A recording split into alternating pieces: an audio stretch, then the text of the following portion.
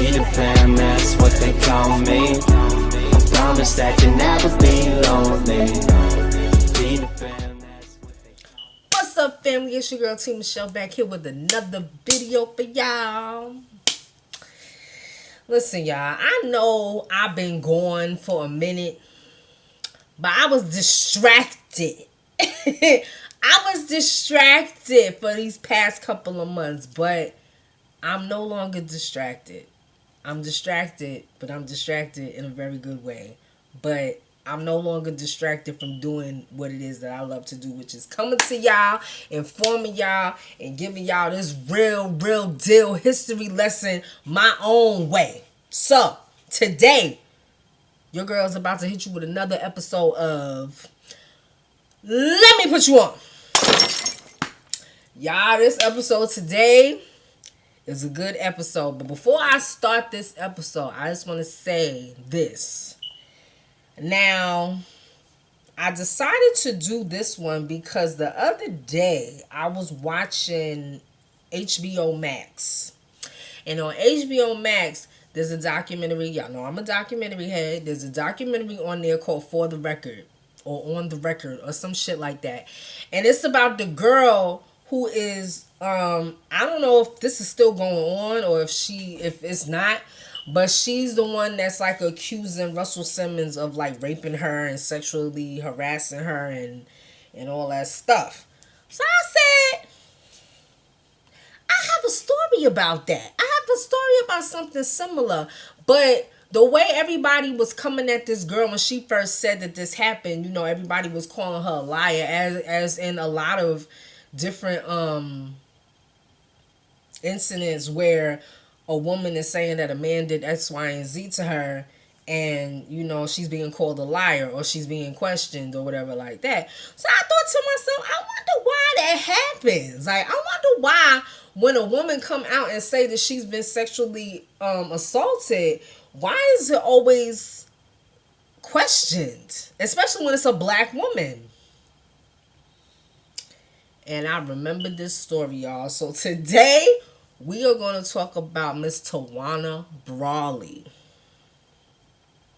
Some of y'all may know who she is. Some of y'all may not know who she is. So I'm going to put y'all on like I always do. But y'all know what we got to do. We got to get in our time machines, y'all. We can't do nothing without us getting into our time machines. Don't worry. I dusted the shit off. It's working. So let's jump in our time machines, y'all. We're going to go back to the year of 1987. Let's get it.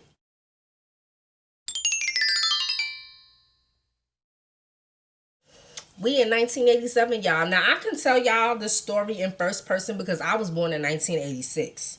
So I'm here. I'm present, okay? I'm present. And some of y'all are present too. Like some of y'all were born in 86 and 85 and all type of stuff like that. So we're here. So I'm going to take y'all back to 1987. Okay.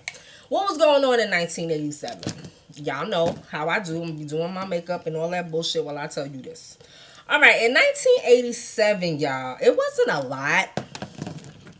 It wasn't a whole lot. You know, as far as music, Michael Jackson had dropped his Bad album. Y'all know, and Michael came out with that album and all of us like stopped dead in our tracks like, who this white lady? Who this white lady? How you go from Thriller to a white lady? Like, who this white lady? But that's when he had came out and said that he had the vitiligo. He was suffering with the vitiligo. You know what I'm saying? So he was, you know, explaining that.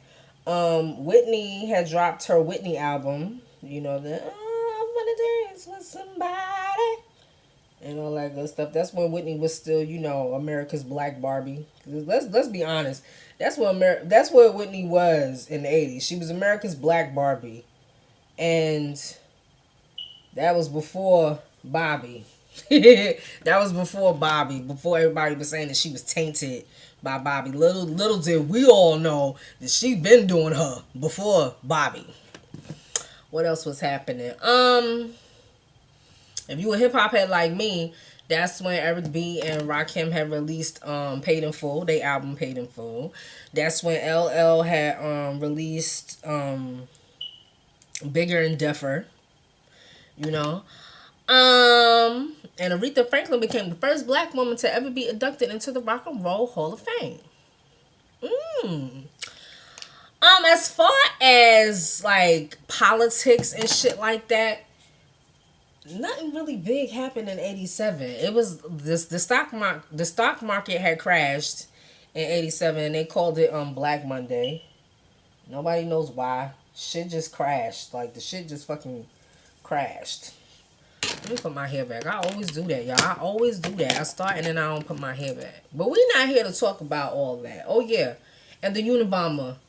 Y'all remember I was telling y'all about crazy white people in my Black Lives Matter video. Go watch that video if you haven't watched it already. But yeah, that's when the Unabomber. Now the Unabomber had been doing his thing for a while, but this was the first time that he was spotted. He was first spotted in 1987. In Salt Lake City. He basically sent a bomb to, I think, a computer office in Salt Lake City or whatever, and somebody saw him outside, like putting the bomb together or leaving the bomb by the building or whatever like that. But this was where they finally was able to sketch the famous Unabomber sketch to let everybody know, okay, this is who we looking for. But we're not talking about all that. We talking about Miss Tawana Brawley. So Tawana Brawley was, at the time, 15, 16-year-old, living in upstate New York. I don't even know how to pronounce the name of what part of upstate New York. I ain't never even heard of this part of upstate New York. I just know it was in Douglas County. But she was a 15, 16-year-old living in upstate New York. Aside from all that stuff that was going on that I just told y'all about, you know, with the stock market and all the albums being released and all that stuff like that, let me explain to y'all what New York was like in 1987. In 1987, New York was really, really at the height of like racial tension. Because you have 4 specific cases that happened. I'm not going to say back to back, but kind of back to back. But each time that they happened, you know, nothing really came out of the case. It wasn't really, you know what I'm saying? It wasn't really given the attention that it should have been given the facts of what was going on and what had happened. So New York was really like at the height of racial tension. You had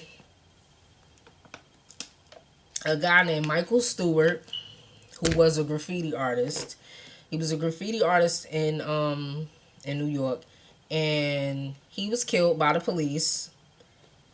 He was doing graffiti in the subway, got arrested for doing graffiti in the subway. They say he was drunk.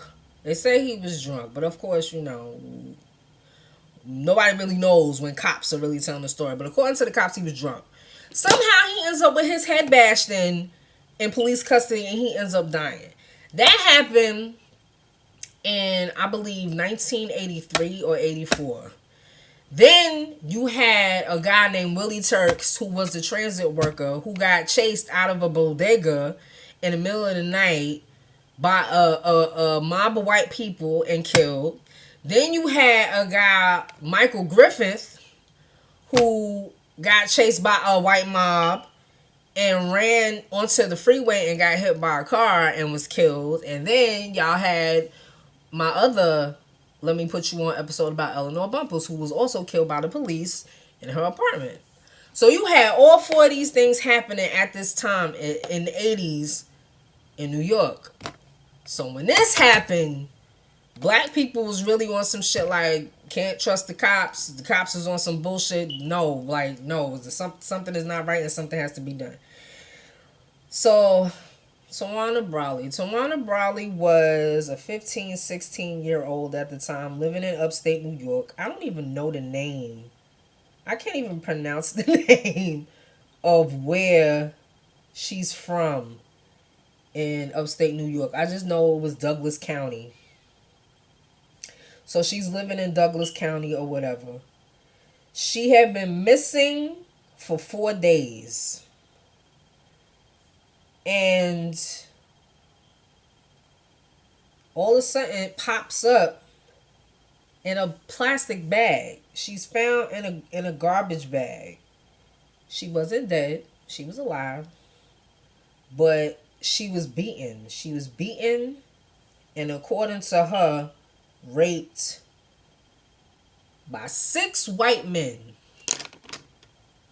That's what she said first. She said 6. 6 white men.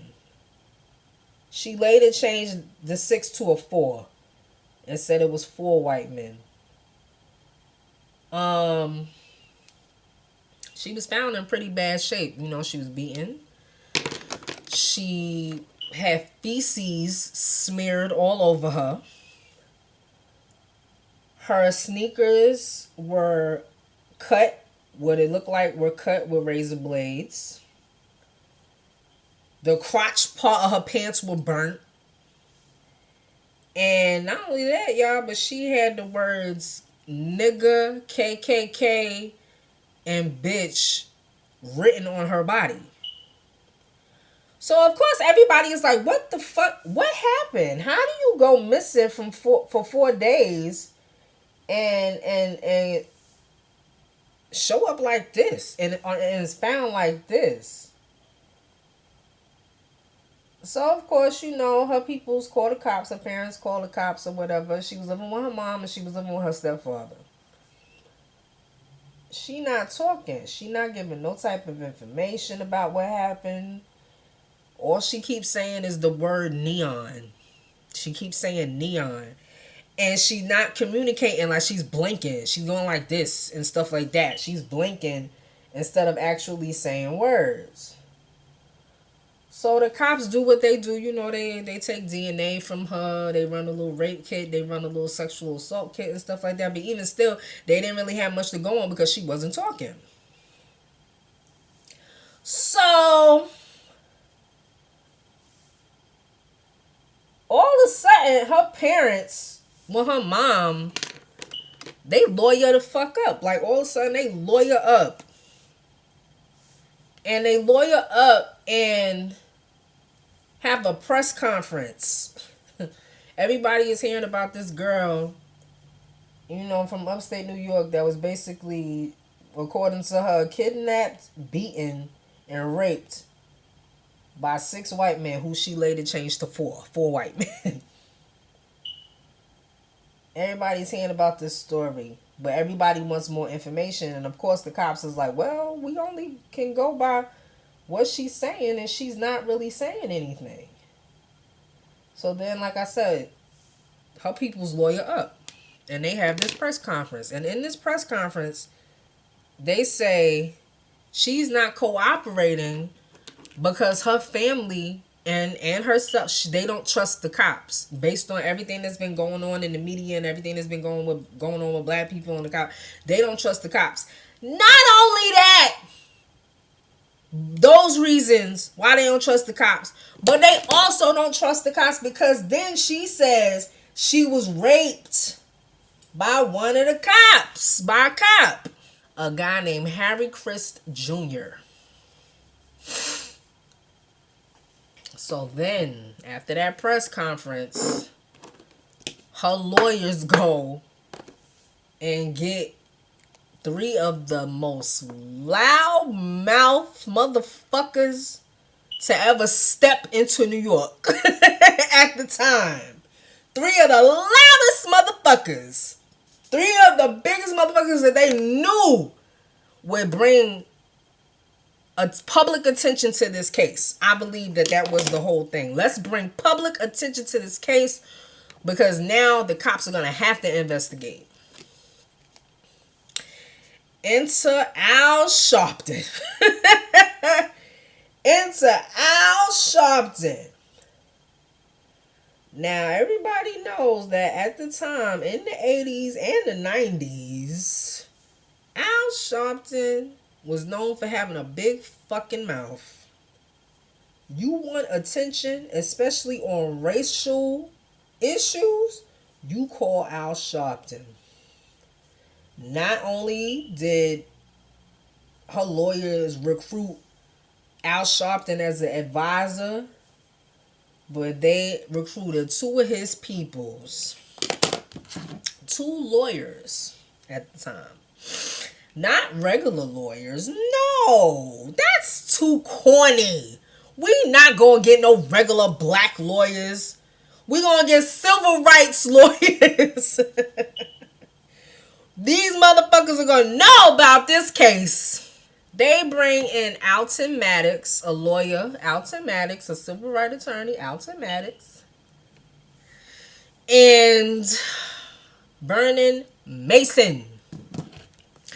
Now, Mason and Maddox were both a part of what I told y'all, the Michael Griffin case with the guy getting chased by the mob on Howard Beach. People had already known them because of that case. So, it's like, oh shit, here we go. Sharpton goes and he gets Bill Cosby to come and make a statement on the news. You know, all this media. Sharpton just, like, called every fucking media outlet. Like, this girl got raped by 6 white men. Later changed to 4. 6 or 4 white men. This girl got raped and the police are not investigating this, just like they did. They doing all type. Like, Sharpton went on a roll. He went on the news and was just like, these motherfuckers is racist, and that's why they not investigating. They're protecting this cop. This cop, Harry Christ, he raped her. But then not only that, child. Not only that, if that wasn't bad enough, the state district attorney, I believe that's who he was, the state district attorney, a guy named Stephen Pagonis, she also said he raped her. So now you got an attorney and you got a cop. Not only that, but after she said that Harry Chris was one of the men that raped her, he ends up committing suicide. Probably like a couple of weeks after she went and said that. He ends up committing suicide. So Sharpton had a ball with that. He's like, look, the man committed suicide. It's clear that he did it. It's clear that the police are protecting their own and they're not investigating this and all type of stuff like that. He went on a roll, y'all. When I tell you Sharpton was on a roll, Sharpton was on a roll. But like I said, he went and he got Bill Cosby on the news. Bill Cosby telling people, y'all know in the 80s, Bill Cosby was America's favorite dad. So anything that he said, people were like, oh, even white people were like, oh, that's terrible what happened to this girl. And I think Bill had donated $10,000 to send her to college. Sharpton went and got Don King, the promoter. Don King, the boxing promoter. Don King donated $100,000 to her scholarship fund. Like, y'all. And they just went all over the city of New York. Just, doing press conferences. So the police were looking bad. The police were looking very bad. And y'all know the police don't like looking bad. So they're like, we gotta get on this. We gotta get on this because something is not right. Something is not right. Not only that, y'all, but Sharpton's homeboy. Sharpton had a homeboy. This dude, every time you saw Sharpton, you saw this dude. Perry McKinnon. Perry McKinnon. His homeboy. His right-hand man. He went and did an interview on the news and said that Sharpton did not care about this case. Maddox did not care about this case. And Mason did not care about this case. They were doing it for publicity. They didn't care if this girl was lying. And they said that he said that they knew the girl was lying. That they knew that Tawana was lying. But they didn't care because it was publicity. It was good publicity for all of them. They made all of them look like, you know, the top dudes to go to if you have a problem with the police. Perry made a statement saying that Al Sharpton said to him, I know this girl is lying, but if I get this case examined, or if I get this case national attention, I'll be the biggest nigga in New York. That's according to Perry. According to Perry, that's what Al Sharpton said. I'll be the biggest nigga in New York if I get this case national attention. So, Al Sharpton done pissed the cops off. So now the cops is like, you know what? We need to dig into this case and find out what really happened. Find out the real story. Because there were certain things about her story that did not add up and did not make sense. So the first question was, she was missing for 4 days. Where the fuck were you? Come to find out, she said she was kidnapped. But they wanted to know where she was beforehand. Before you went missing, where did you go? What happened? Come to find out, she had just come off punishment. She was on punishment, but she had just come off punishment. Now, let me tell y'all. Tawana had a reputation for being fast, as some of y'all would call it, fast. Here we say you being grown. You being too grown. But she had a reputation for being grown. Breaking her curfew, staying out all night, coming home at like 5 o'clock in the morning. She was only 15, y'all. So she had just come off punishment. And she went to go visit a boyfriend, according to certain accounts. I think people that knew her. She went to go see her boyfriend. Her boyfriend was locked up. Her boyfriend was doing a 6 months bid. She went to go see her boyfriend. You know what I'm saying? According to his mom, the boyfriend's mom, she didn't want to go home. Her stepfather was known for being abusive to her and her mother. And she didn't want to deal with her stepfather because she knew that she was in trouble. She knew that she stayed out all night and all that good stuff and that she was going to get in trouble. So she didn't want to go home. According to the boyfriend's mother, she said, Tawana, go home before you get in trouble. According to her, Tawana is like, I'm already in trouble. Like, I'm already in trouble, okay? So after that, where it's clear, okay, she went and she was with her boyfriend at the time. She went to go visit her boyfriend and stuff like that. Okay. Then they went and they looked into where she was found. Where she was found, when she was found in the garbage bag, it was outside of a complex that she used to live in. Like, she knew the area. It was I think her parents, or her mother and her stepfather, they had an apartment there real close to where she was found. Like, you know, like a couple of doors down to where she was found.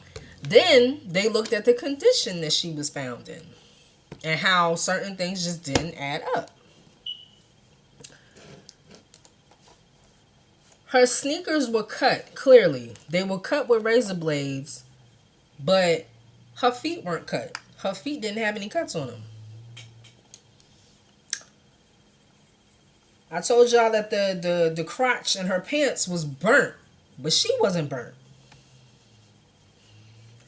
Y'all remember I told y'all she was found and she had feces all over her, right? Smeared all over her. So yeah, y'all, the bag next to where she was found, they find these gloves. These black leather gloves. The gloves are covered in feces. But inside the gloves are like a fiber. It's like a fiber or whatever. The type of fiber that was inside of the gloves are also found underneath her fingernails. 1 + 1 = 2. That would, you would think, okay, if it's found under your fingernails, that means you had these gloves on. Not only that, y'all, but the fiber was burnt. The fiber was burnt into this black substance, like this black charcoal looking substance. That same fiber was found on her stomach and her chest. And remember I told y'all she had KKK and bitch and nigger written on her and all that? That's the same fiber that was written in. So the cops are like, what the fuck? Not only that, oh my God, y'all, this was so bad. Not only that, the rape kit turned up nothing. They didn't find no semen. They didn't find no saliva. They didn't find no DNA. They didn't find no rips. They didn't find no tears. None of that shit. So Tawana says, I wasn't raped. I was just assaulted. I wasn't raped, but I was assaulted. They're like, bitch, this doesn't make any type of sense. It's too much stuff that's not adding up here.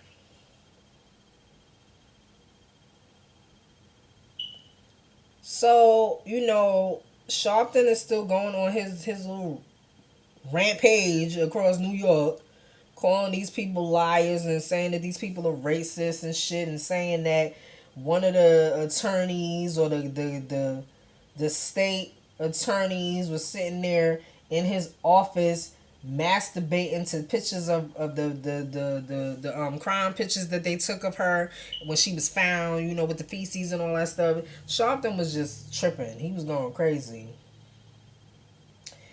So the cops is like, okay, well, since Sharpton is out here and he's telling all these people all this shit, we gonna release the stuff that we found.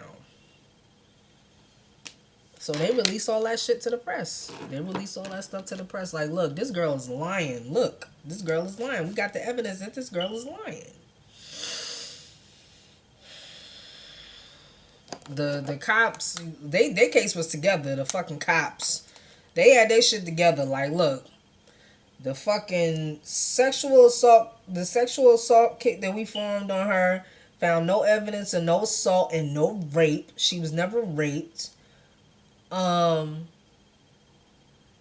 She said that she was outside, that she got kidnapped, and she was outside for days and all type of shit like that. But it was cold. It's cold in New York, y'all. As y'all know, it's real cold in New York. But she ain't had no frostbite on her. She ain't had nothing on her.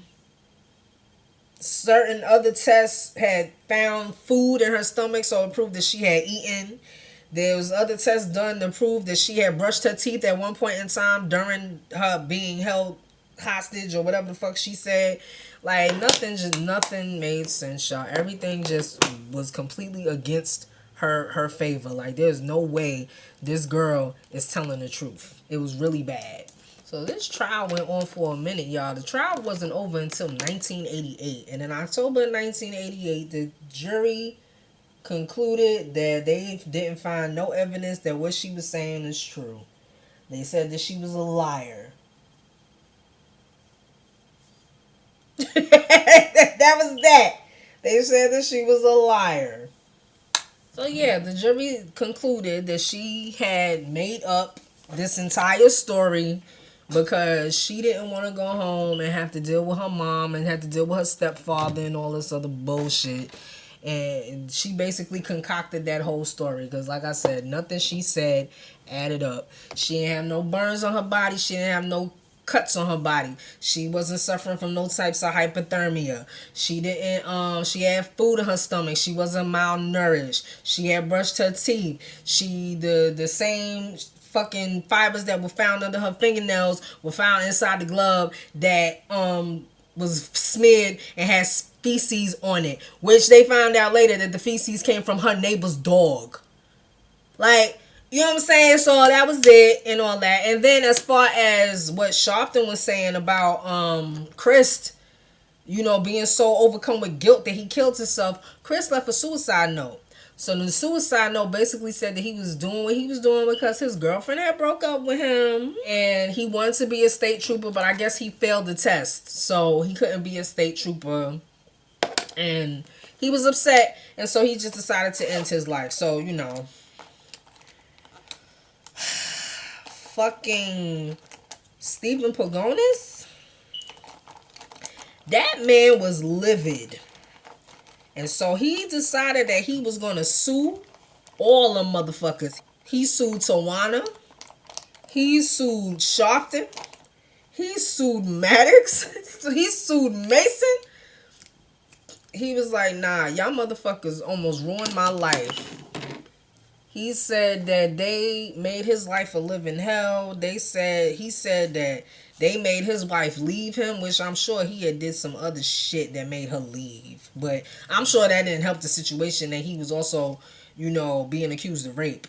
So he said that all of that, and he was suing.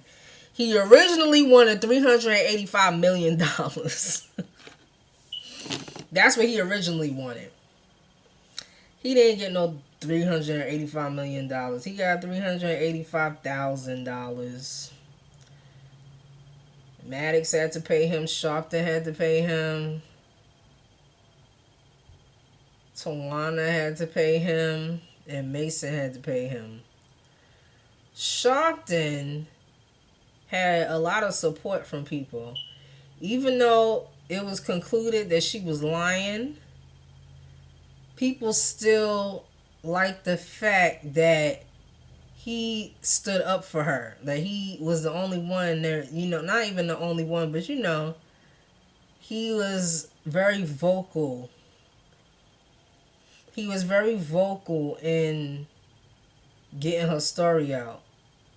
So a lot of people appreciated that.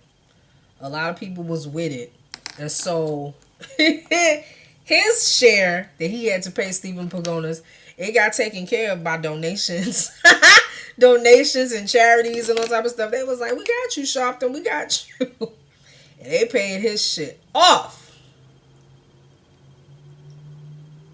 He was good as far as that. Sharpton still to this day, when people ask him, do you believe that she was lying? Do you believe it? He never answers the question. He always says the same thing over and over again. He's like, I think something happened to her and I don't regret standing up for her because it's clear that something happened to her. Do I think she was lying? I don't know. But I believe that something happened to her.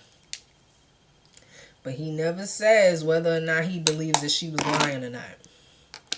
So yeah, y'all, we can go back to 2021 now so I can tell y'all the fuck shit that happened after the fact. Let's go.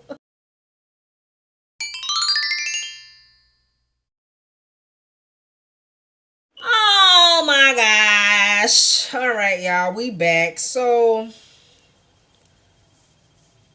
of course, after it was found out that she was lying and she had made up this entire story because she basically didn't want to get in trouble for staying out all night and doing, fuck shit that she was doing. She didn't want to get in trouble.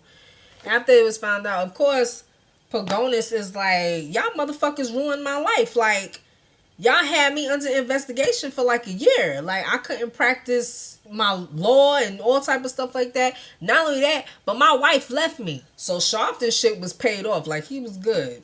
Done. His portion was paid off. Maddox was suspended. I don't know until when, but he was suspended for a long time. Maddox paid off his $97,000. He paid his $97,000. You know what I'm saying? Mason was disbarred. He was disbarred by New York State and could no longer practice law. But he still owes some money. He still owes some money. Mason paid some of it. You know what I'm saying? Maddox paid off his share. Sharpton paid off his share. But Mason, he was still paying. He still owed. Tawana ain't paid shit. Tawana ain't paid shit. She ain't go to the hearings. She didn't do none of that shit. You know what she did? Tawana left state. Tawana left the state. Tawana left the state and moved to Virginia. She changed her name. And she didn't make no payments until, I guess IRS, the IRS will always find your ass. I guess the IRS found her and was like, bitch, you gonna make these payments. Don't act like you don't owe this man. and they ended up garnishing her check. They was garnishing her check. As of today, I don't know if she's still paying. She probably still is paying. You know what I'm saying? Because she didn't pay for years. So, yeah, they ended up garnishing her check to pay Stephen Pagonis, you know, for defamation or whatever like that. So, yeah, y'all know I usually tell y'all that, you know, the aftermath or whatever, it's usually a positive aftermath. Like, oh, because this happened, now things are like this, and now things are like that. In this case, I personally feel like it did more harm than good. The only good thing I could say that came out of it was Sharpton calmed his ass down. Even he says that. Sharpton calmed his ass down. He decided and realized that, you know what? I can't just be out here bucking and saying all type of shit, because even though, you know, donations and stuff got paid off by Johnny Cochran, and, you know, donations and charities and all type of stuff like that, even still, I think he kind of figured, like, you know what, I was doing too much. I think I was doing too much. It was clear I was doing too much. So I think that's like the only good thing that came out of it, is that Sharpton calmed his ass down. He calmed his ass down. But as far as everything else, I feel like even now with the whole Me Too movement or whatever like that, when a black woman comes out and says that she was sexually assaulted or she was raped by somebody, it's always called into question. It's always immediately she's lying, or she took too long to say anything or whatever like that. And I honestly feel like it's because of this case, because this girl didn't want to get in trouble. You know, it's been said that her like I said, y'all, her stepfather was abusive to her and her mother. From what I read, the stepfather killed his ex-wife. Like, he shouldn't even been around kids. Like, you know what I'm saying? Like, so, I mean, but even still, to do all that, that's a little extreme, so that you don't get in trouble. You sit there and smear yourself with feces and write nigga and bitch on you, and then call the cops and say that you was raped and beaten and kidnapped by 6 white men, knowing damn well they're going to investigate you and all type of stuff like that. Like, you know what I'm saying? But I feel like because of this case, because even after, y'all, like with Anita Hill, when Anita Hill came out and made her allegations against Clarence, what's his name? Clarence Thomas or whatever, the judge, who his bitch ass is still sitting on the bench right now. Like, he didn't do nothing, you know what I'm saying? But even when she came out and she made her claims, everybody was like, oh, she's lying. Nobody wanted to listen to her. Oh, she's lying. She's lying. She, you know what I'm saying? She probably was trying to get with him, and he said no, and now she's saying that she was raped or she was sexually harassed by him. The girl that said she was raped by Mike Tyson. The girl that said she was raped by Tupac. But I feel like with situations like that, and people just automatically, oh, she lying. She lying. She making this shit up. Like, I feel like this case is the reason why, because of Tawana Brawley. You know what I'm saying? Everybody was for her. The whole black community was. It's similar to the Juicy Sommelier. It's similar to the Juicy Sommelier, where we all was behind him, justice for Juicy and all that shit. And we shout out to Dave Chappelle. But we was all with him. We was all, you know what I'm saying? Especially me, because I met him, and he was such a nice dude. And I'm not saying that he's not a nice dude. You know, it's never even really been proven that he was lying. You know what I mean? About that whole MAGA hats and faggot nigger and all that shit like that. You know what I'm saying? But it's similar to that case, how the whole community was behind her, but then little by little pieces of evidence started coming out, like, she's not telling the truth. She's lying. But anyway, y'all, I know this shit was all over the place. You know what I'm saying? A lot of facts I had to... It was a lot. It was a lot I had to get together. But yeah, y'all, I hope y'all like this video. Like, comment, and subscribe to your girl. Yay! Come on, y'all. Get my numbers up. Get my numbers up. If you haven't subscribed, why are you watching me and not subscribed?